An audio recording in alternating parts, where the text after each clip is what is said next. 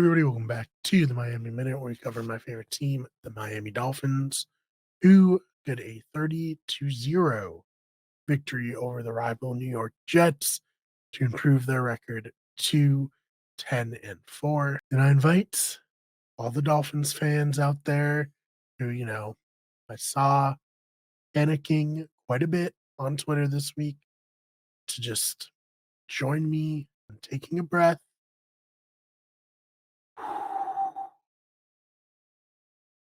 I can understand why there was doom and gloom. I certainly felt in my heart that there's a possibility the Dolphins are going to completely spin out here in December once again. And luckily, at the perfect time, they played the Jets at halftime. This was a 24-0 game. They added two more field goals in the second half, but it really wasn't like they were trying desperately to score. Tua led the way, 21 of 24, 88% completion percentage for 224 yards and a touchdown, no picks.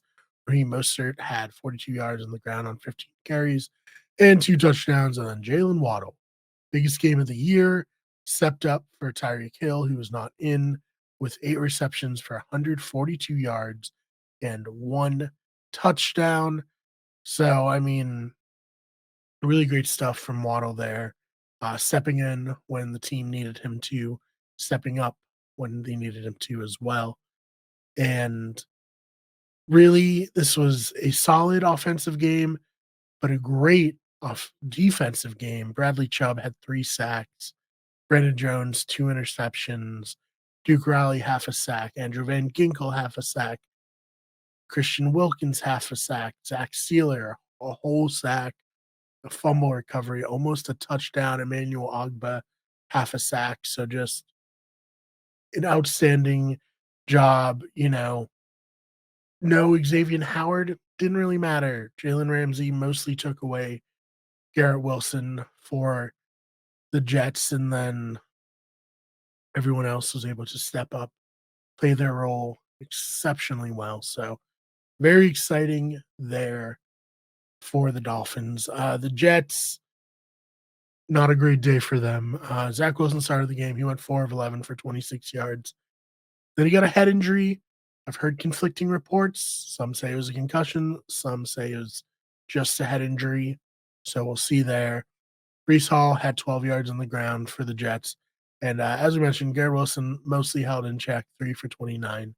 And then Xavier Gipson had 2 for 29 as well for the Jets, who just really couldn't get much going through the air.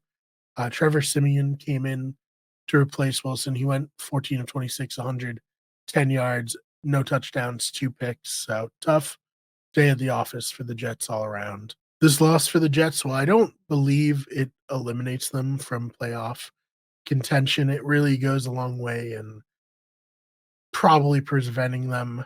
Best they can finish is 8-9. I believe they said on the broadcast this is the 8th losing season in a row for the Jets, so that's incredibly tough. Aaron Rodgers apparently was cleared to play, though he did not play in this game. Can't imagine we're going to see Aaron Rodgers if the Jets are playing entirely meaningless football. Why risk, your old quarterback for a potential chance at a playoff seed, but a very unlikely one at that. As for the Dolphins, second seed solidly.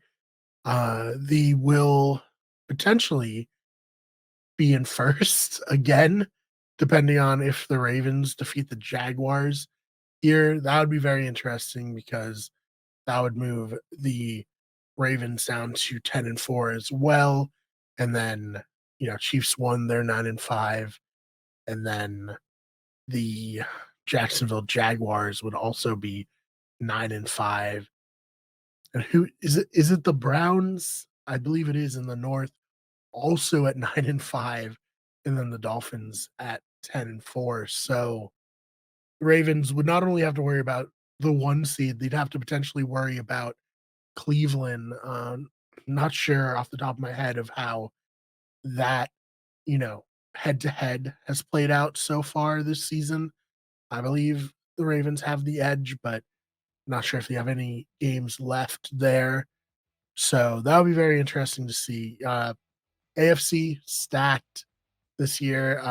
We're going to see as it comes down to it. Right now, the Cowboys are playing the Bills, and then the Dolphins play the Cowboys next week. Then they play the Ravens. Then they play the Bills to close out the season. So we'll see.